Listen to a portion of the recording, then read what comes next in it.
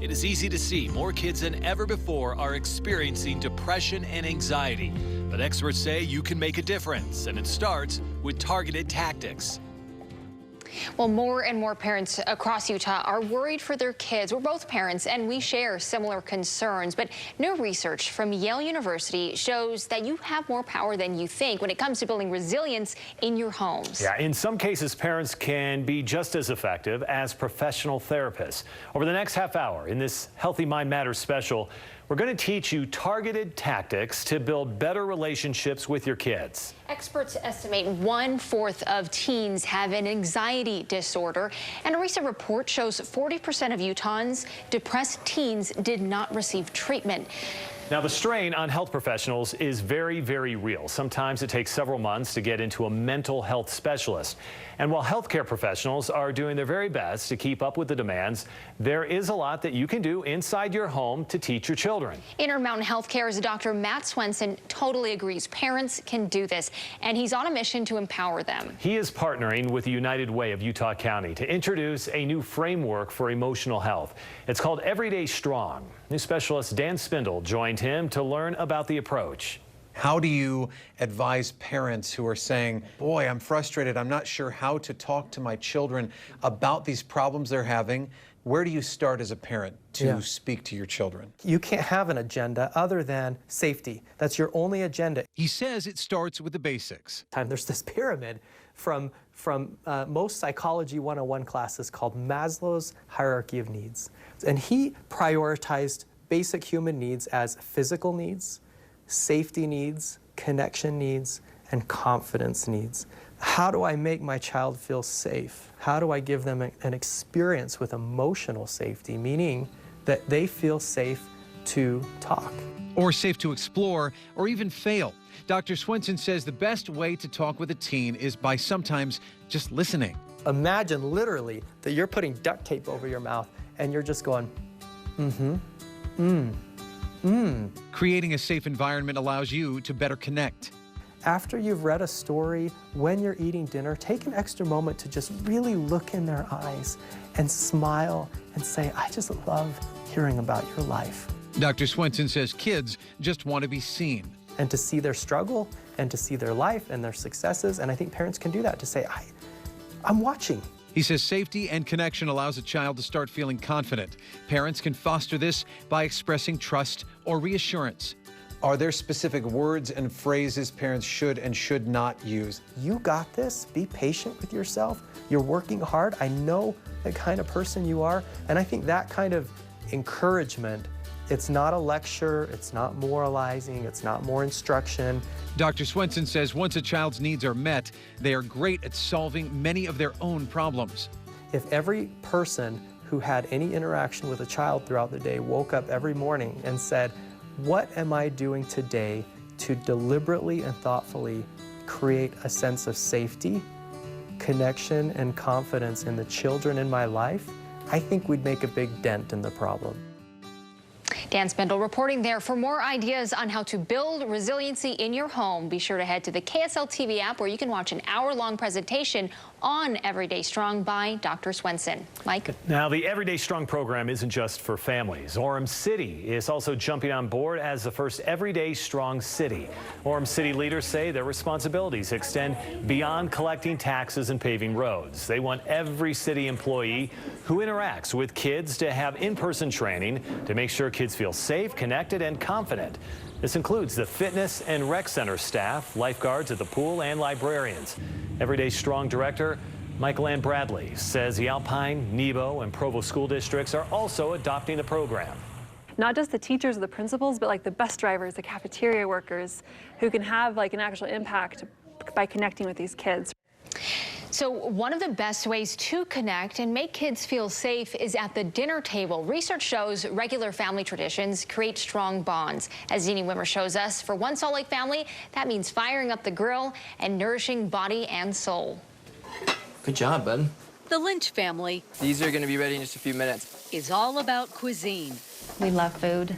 14-year-old Jordan likes that family dinner is a priority. It kind of brings us together after a long day of being everywhere else. They're kind of my captive audience because they have a plate of food in front of them and they want to eat it. They want to eat it most of the time. Depends on the meal. Therapists say when adolescents and teens feel connected, bigger subjects are easier to discuss. Most definitely. Why? Because they've kind of always been there for me. I know that I can go to them if I need help. Matt Swenson, a child psychiatrist at Intermountain Healthcare, says it doesn't have to be dinner. The key is nurturing trust. I need to sit down with my son or daughter and make it safe to talk. Sensitive subjects, death, sex, drugs. I think that part of safety is you start the conversation. Hey, Jordan, what time do you have soccer tonight? How did dance go today? It's not so much about the words. There you go, sis. Enjoy. But being open and really listening. Sometimes you learn a lot, actually. Swenson recommends sitting down at the beginning of the school year and saying, just so you know, if you're struggling at any point this year with anxiety, with sadness, with attendance, with stresses at home, you're just having a hard time keeping up, I want to know about it. That way they know you're there for them. No matter what's going on in their lives, they can always count on coming home and there will be all of us together every day. Deanie Wimmer reporting there. Coming up next, are your kids waking up at noon every day this summer break? How keeping a routine actually improves your kids' mental health before school starts. We may be in full swing summer mode here with this hot weather, but school is actually just a month away. I hate to tell you this because it's fun right now. Right? Well, recent research is showing back-to-school blues are very real. A study from Vanderbilt University shows students face increased stress and mental health challenges when classes are in session. And child suicide rates also correspond to the start of the school year. But research also shows having a daily routine can make someone feel more in control, cope with change, and reduce stress. It is tempting to forget about structure during the summer and let those kids have their freedom, but too much relaxation can actually be a detriment to the kids. In this Healthy Minds Matter report, news specialist Heather Simonson looks at how a Salt Lake family thrives by sticking to the plan. Do you guys get along? No. No. It's that three-kid dynamic. But you love each other. Yeah. This mom is all about schedules, even in summer. Madison and Sean. This is Isabella's green. Sarah Armstrong says a routine keeps everyone productive and keeps the peace. When she yells, no offense, Mom, she's scary. No offense. None taken. Psychologist Natalie Surgeon with Intermountain Healthcare says Julie is spot on. Kids thrive on structure. Schedules really take the uncertainty out of things, and uncertainty is what breeds anxiety in children. Surgeon recommends creating a visual schedule everyone can see. Ooh, I think they emptied this one. That's good. The Armstrongs' to-do list includes chores. 8-year-old Isabel likes some. Making my bed is actually kind of fun. The others, not so much. I don't really like chores. The ones I don't like is weed garden, but it's good to do them. Sleep is also key, even now when the temptation is to stay up late. It impacts mood, it impacts irritability, anxiety. Surgeon recommends kids and teens get up to 11 hours of sleep when possible. It's important to stay on that schedule even when, there's not something to necessarily wake up for in the morning. Sleep is key to their attitudes and mine. Just drop the whole thing in. 14-year-old Sean will start high school in the fall. It helps a lot, just better, and I'm willing to do things more. A set bedtime also makes the transition back to school much easier when therapists see an uptick in kids seeking therapy for stress. We don't get a whole lot of, headbutting about, what, we have to go to bed?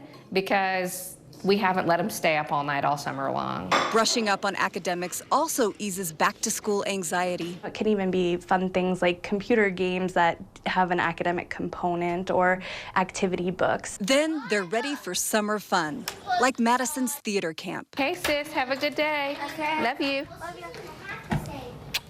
Bye. It all adds up to happy, healthy kids now who hopefully grow into accomplished adults. I think that just teaching the kids responsibility will help them to be more productive as they go through life. And more equipped to handle things when it's time to go back to school.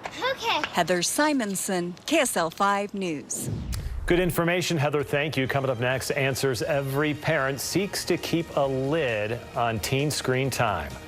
Plus, how this little dot helps one teen get through stressful early mornings. One of the biggest distractions to quality family time is, of course, the cell phone. It's a conversation a lot of parents are having with their teenage kids. Yeah, in today's technologically advanced world, they're probably something we can't live without. But news specialist Allie Davis says the key is finding the right balance. They found the elemental masters. 14-year-old Clarissa Sterling has a brilliant imagination. The fall of the elements. So what happened in the fall of the elements? She loves writing fantasy fan fiction, but she also reads it online and messages her friends about it. There's Catherine 197. She's like my best friend online. Like, she and I get along really well. But a little over a year ago, her phone use got out of hand. She had her phone out during choir when she was supposed to be singing. Her mother, Hillary, said it started to affect everything. Church, school, friends, everything. And our relationship, like I said, she just wasn't even physically in the same room with us. I felt like I was losing her. Hillary decided to install an app on her daughter's phone to set digital bedtimes. I was thinking, this is a technological problem, let's find a technological solution. She said it helped. Clarissa improved her grades, but Hillary felt like something was still missing. She was still distant. Hillary realized her daughter was lacking a human connection. Taking away the phone wasn't an option. With the risk of depression on both sides of the family, Hillary worried it could leave her daughter feeling further isolated. I realized I needed to step up my game as a mom. She started making a deliberate effort to spend more meaningful time with Clarissa. Has she ever been over here? I don't think so. By baking together and spending time in the garden. Select Health's Dr. Scott Whittle says the key to balancing teen phone use is quality family time. The real issue is, what's the positive way to spend time with your family, with your community, with your school that would take the place of overuse of a cell phone? He says it's essential to child development. The relationships you form within a family are the foundation that you then kind of move into the world as your base. Hillary even started following the same fantasy fiction her daughter enjoys, together, in the real world. It's not something that I would necessarily be drawn to, but worth it for the relationship they've developed. But as I learn about these characters, we can talk about them now. She's just easy to talk to. I'm sure a lot of teenagers will say, like, I hate my parents, but I really love my mom. For Healthy Mind Matters. Those are the hardest chapters. I know. Allie Davis, KSL 5 News. Hillary decided taking away her daughter's phone was just not the best choice for the family. She wanted to be able to call her daughter or track her location. Yeah, so this begs the question, when would it be appropriate to take a child's phone away? Well, we asked Dr. Scott Whittle. He says it really depends on the individual child. That works if a child is doing okay and you just need to reestablish some boundaries around getting homework done, around taking care of, basic responsibilities within a family or a community. Yeah, if a child is being bullied or is in a predatory or toxic relationship, he says removing the phone could be critical to a child's recovery. But Whittle warns against taking a cell phone away if you are worried about a child who may be at risk for depression or suicidal thoughts. But if the cell phone's being used as a safety net to a support system that you've verified as positive, I'm not going to want to take it away. Whittle says taking away a cell phone is just one tool in the toolkit and must be used carefully. Ashley? Well, in today's fast-paced technology world, it's rare to find a spare moment to slow down. But experts say quiet, peaceful moments are vital to teenagers' mental health. So just kind of like relaxing. Like most teenagers, 15-year-old Kylie Guzman loves music. But she also pours her emotions onto the canvas. Taking the colors and expressing music in a color, in a picture. But her artistic talent is about more than just creativity. It's nice to just sit there and you're in the present. You're really just, you're focused on one thing. So detailed yet so She's practicing principles of mindfulness. They're skills she developed in a mindfulness class at McCady Hospital. Bring your attention back to the breath. Intermountain Healthcare's Jennifer Davis says it's designed to help teens manage stress and anxiety. They learn to understand their feelings and emotions as they're paying attention to them. And to react appropriately. And without bottling them up until they explode. Davis says it's an important skill since teens can sometimes react impulsively. This is a temporary hardship that they will be able to get past. At first, Kylie was unsure. And I showed up and I was like, okay, this is weird. Like, it was boring, it was different. And I was like, I don't know. In a quiet room. But now she relies on those skills daily. Situations are stressing you out. You can just breathe, take your body to the present. Especially as she finished her freshman year of high school. It was stressful. I mean, there was a lot of drama and a lot of things going on. Schoolwork was different. Kylie also uses what she calls mindfulness dots. There's this blue dot right here, and it just reminds me to take a breath. And refocuses her attention. Mornings can be stressful. She also has one on her phone. Kylie's mom, Rainey, says the class has strengthened their whole family. And I think she's also been able to teach us some things too, that just breathe, breathe mom or breathe dad. Today, Kylie says she feels empowered. I feel like I have better coping skills to take on the next day. Intermountain Healthcare's Teen Mindfulness class will start again in October for girls and in November for boys at McKay Hospital. Coming up next, when to find immediate mental health resources before your teen reaches a crisis.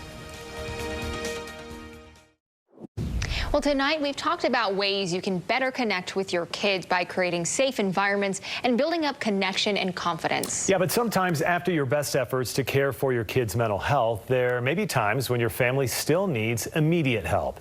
Intermountain Healthcare's Access Center acts as an emergency room for patients in a mental health crisis. And now many primary care physicians are also trained to treat patients who need attention. The Safe UT app also allows parents or teens to immediately talk with a crisis counselor. And as always, if you or somebody you love is having suicidal thoughts, there is help available 24/7. You can call the national hotline on your screen for help. Remember, you aren't facing this alone. It takes families and healthcare providers working together to find solutions. Certainly does. Thanks for joining us, everyone, on this Healthy Mind Matters special. We'll see you back here tonight at 10 o'clock.